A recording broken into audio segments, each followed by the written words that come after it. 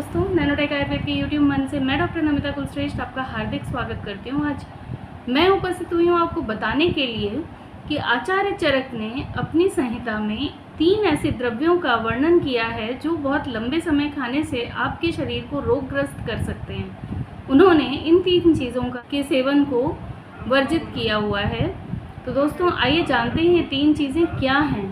तो दोस्तों इस परिप्रेक्ष्य में उन्होंने कहा है कि हमें पिप्पली, क्षार और लवण का सेवन बहुत लंबे समय तक नहीं करना है, क्योंकि ये हमारे शरीर में तत्काल सेवन करने पर तो उपकारी होते हैं, कल्याणकारी होते हैं, लेकिन अगर हम बहुत लंबा सेवन करते हैं तो ये हमारे शरीर में क्लेद उत्पन्न करके हमारे शरीर को रोगग्रस्त करते हैं। तो जानते हैं कि आचार्य चरक ने क्या बोला है इन 3 द्रव्यों के बारे में। अथ खलु त्रीणि द्रव्याणि नात्युपयुञ्जीत अधिकम मन्येभ्यो द्रव्येभ्यो तद्यथा पिप्पली क्षार लवणामिति।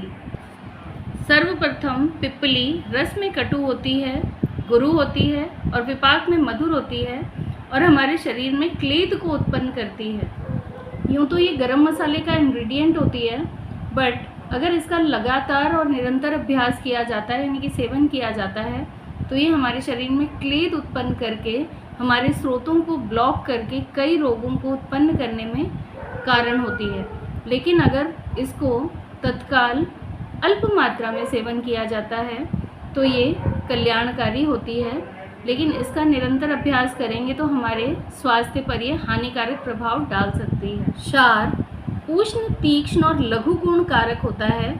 सेवन करने पर सर्वप्रथम ये हमारे शरीर में क्लेद उत्पन्न करता है और उसके कुछ समय बाद वो हमारे शरीर में शोषण की प्रक्रिया को करता है।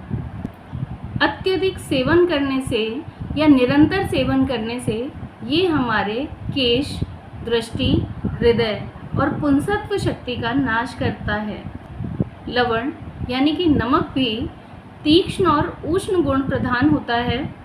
अति गुरु नहीं होता बट स्निग्ध होता है, क्लेद उत्पन्न करता है और स्त्रंसन यानी कि दोषों को हमारे शरीर से निकालने वाला होता है। शरीर में जाकर रोचन यानी कि खाने में रुचि बढ़ाना, पाचन करने में मदद करता है। उत्क्लेदन यानी कि शरीर में उत्क्लेद उत्पन्न करता है, स्रोतों को ब्लॉक करता है। और विस्त्रंसन यानी कि दोषों को बाहर निकालने के लिए इसका प्रयोग किया जाता है। लेकिन अगर इसका प्रयोग बहुत लंबा किया जाए तो ये हमारे शरीर में ग्लानि, शिथिलता और दुर्बलता को अंजाम देता है। दोस्तों आपने देखा भी होगा, जो ऊसर ज़मीन होती है, जितने भी नमकीन स्थल होते हैं, वहाँ पे स्कैर होती है ग्रोथ प्लांट्स की, तो इससे हमें ये अंदाज़ा लगता है कि ये हमारे लिए लंबा अगर हम यूज़ करें तो कितना हानिकारक है। दोस्तों आचार्य चरक ने विमान स्थान के रस विमान यानी कि प्रथम अध्याय में ये स्पष्ट लिखा है कि पिप्पली, क्षार और लवण का नित्य अभ्यास ना करें। ये हमारे शरीर में जाकर क्लेद और कई बीमारियों को उत्पन्न करता है। तो दोस्तों ये तो था मेरा वीडियो रिगार्डिंग ऐसी कौन सी चीज़ें हैं जो हमें वर्जित करनी है, बहुत लंबा यूज़ नहीं करना। आपको कैसा लगा मुझे कमेंट बॉक्स में लिख के ज़रूर बताइएगा। मिलते हैं ऐसी ही लाभप्रद आयुर्वेदिक जानकारी के लिए नेक्स्ट वीडियो में। तब तक के लिए नमस्कार।